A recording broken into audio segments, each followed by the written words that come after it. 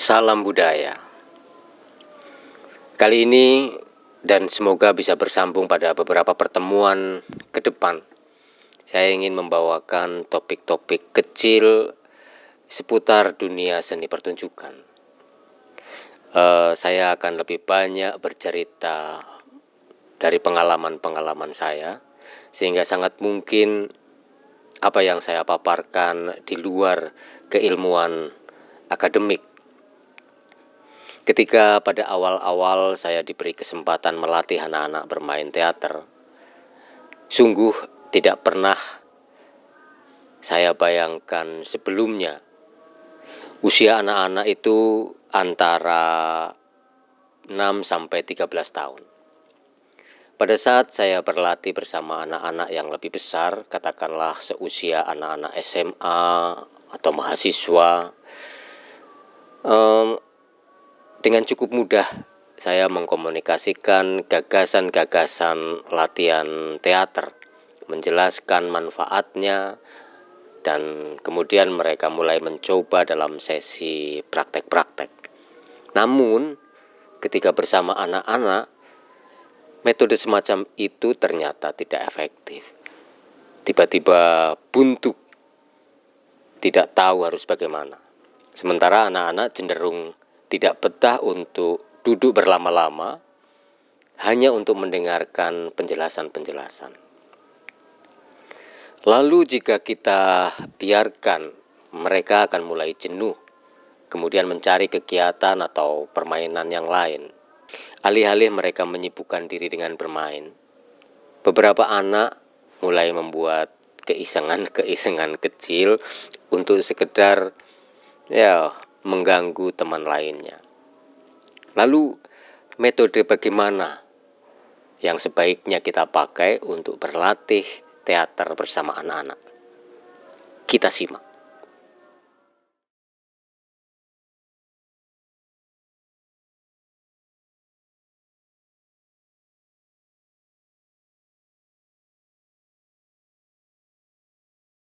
Anak-anak, seperti yang kita ketahui bersama, adalah masa emas di dalam kehidupan manusia, di mana mereka, menurut istilah para ahli, mulai menemukan sebuah dunia baru.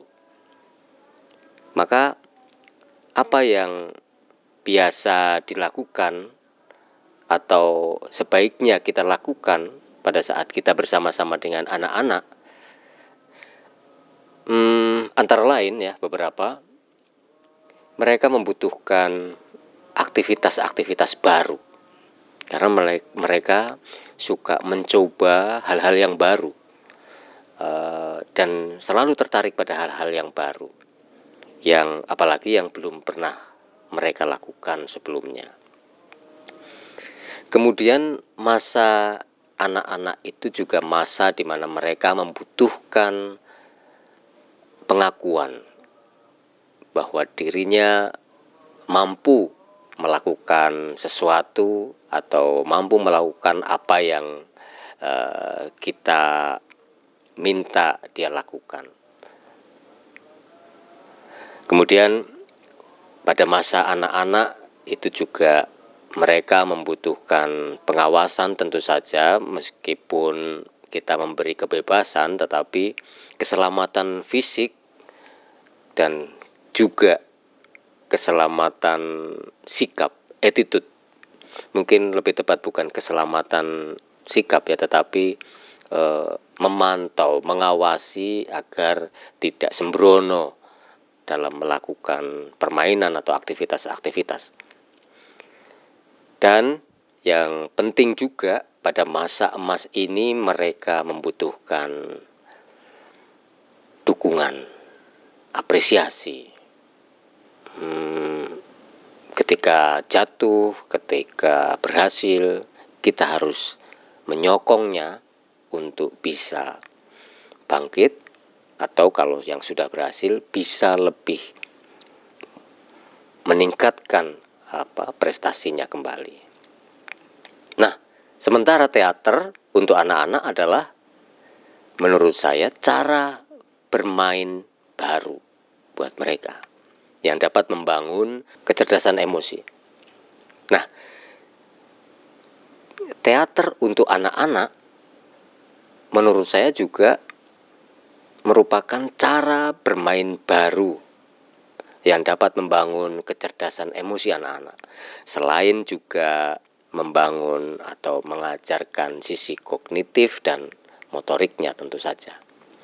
Teater sebagai cara atau metode sangat kaya, memiliki unsur-unsur yang dibutuhkan untuk pengembangan diri anak-anak itu. Merangkum apa yang disampaikan oleh beberapa pendapat ahli mengenai psikologi perkembangan anak, bahwa emosi adalah perasaan yang secara fisiologis dan psikologis dimiliki oleh anak dan digunakan untuk merespons terhadap peristiwa yang terjadi di sekitarnya.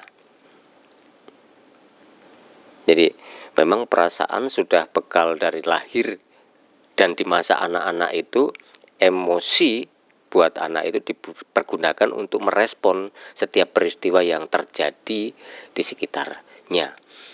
Jadi katakanlah kita kalau melihat anak-anak mungkin merasa sedih, dia akan menangis. Dia kalau marah atau kalau ada sesuatu yang tidak berkenan di perasaannya, dia langsung marah, teriak-teriak misalnya. Nah, itu respon emosi. Emosi makanya bagi anak merupakan hal penting, karena dengan emosi anak dapat memusatkan perhatian. Nah, ini manfaat dari emosi atau perasaan, bahwa perasaan buat anak-anak itu dapat mengajari mereka atau membawa mereka untuk memusatkan perhatian. Emosi juga memberikan daya bagi tubuh. Jadi ketika respon atas peristiwa yang terjadi di sekitarnya itu dengan emosi, maka tubuh juga akan ikut bergerak, ikut menyeimbangkan dengan apa yang emosi itu keluarkan. Nah, ini yang dimaksud barangkali dengan memberikan daya pada tubuh emosi itu. Nah, kemudian emosi juga mengorganisir pikir untuk disesuaikan dengan kebutuhan. Jadi emosi anak-anak inilah yang sebaiknya menurut saya menjadi kata kunci ketika kita bermain dengan anak-anak. Teater sebagai cara bermain untuk anak-anak memiliki kekayaan unsur-unsur yang memenuhi kebutuhan anak, seperti yang sudah saya sampaikan sebelumnya. Dari situlah menurut saya kita berangkat latihan bersama anak-anak.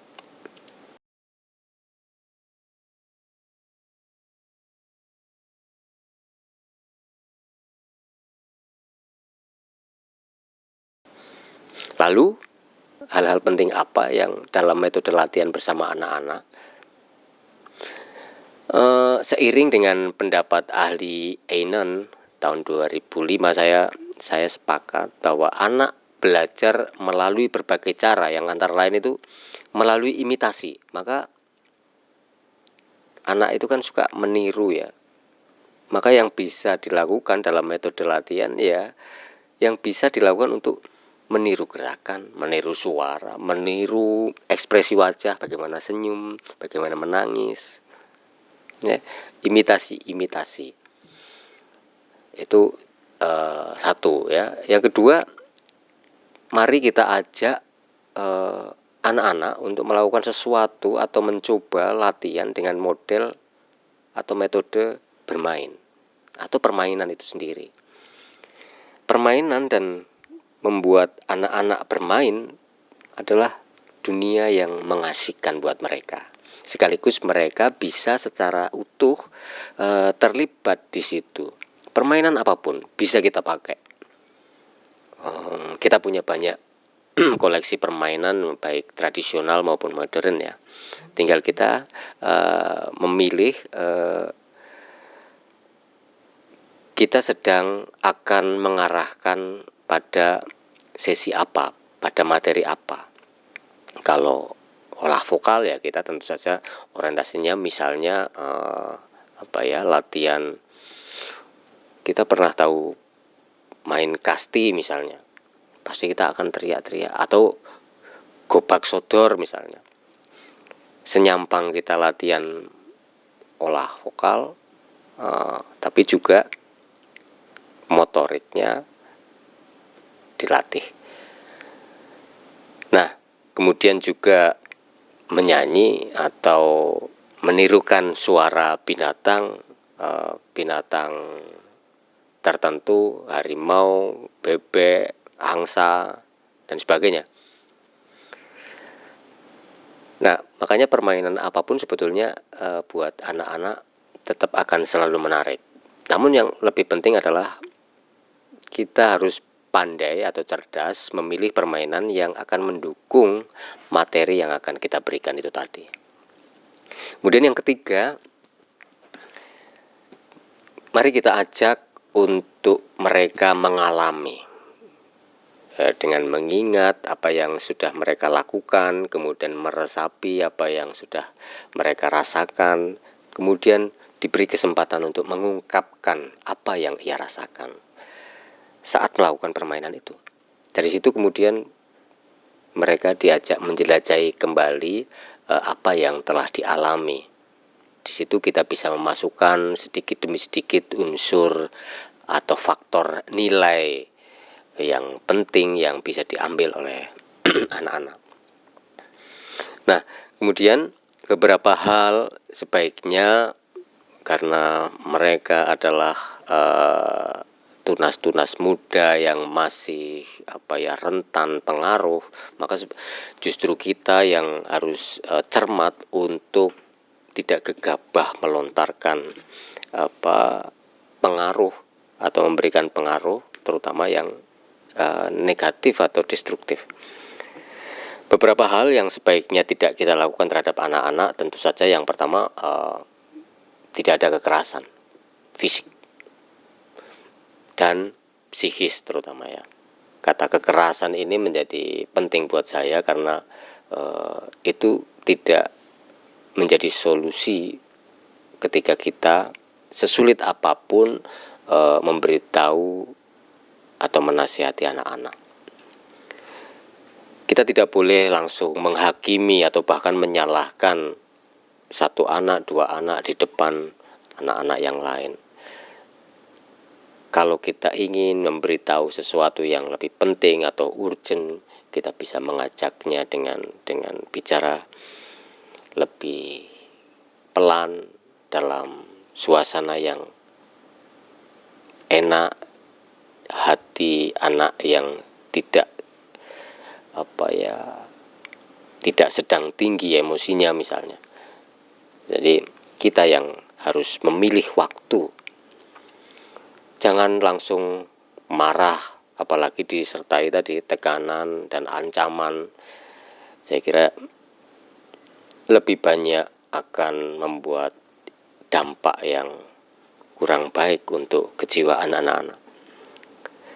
Dan ketika kita berlatih bersama anak, saya percaya pasti akan banyak rules atau aturan-aturan main yang dilanggar. Banyak ketidakkonsekuenan mereka terhadap apa yang disepakati bersama. Ya, kita harus kembali bahwa mereka sedang tahap belajar, sehingga boleh saja kita menerapkan atau memberitahu aturan-aturan, tetapi yang ingin saya sampaikan adalah kita juga tidak boleh untuk terlalu banyak memberikan hukuman-hukuman atau menegakkan aturan itu secara keras. Nah, dengan demikian anak-anak kita libatkan dalam permainan-permainan yang mendukung kita membangun unsur-unsur teater, dasar-dasar teater buat mereka. Senyampang itu pula kita mengembangkan kecerdasan emosi anak-anak. Jadi anak-anak pun akan menikmati, akan mengapresiasi dan menjadikan latihan teater menjadi ruang atau wadah atau media atau cara bermain baru yang mengasihkan dan mereka nantikan kembali pada kesempatan atau jadwal berikutnya.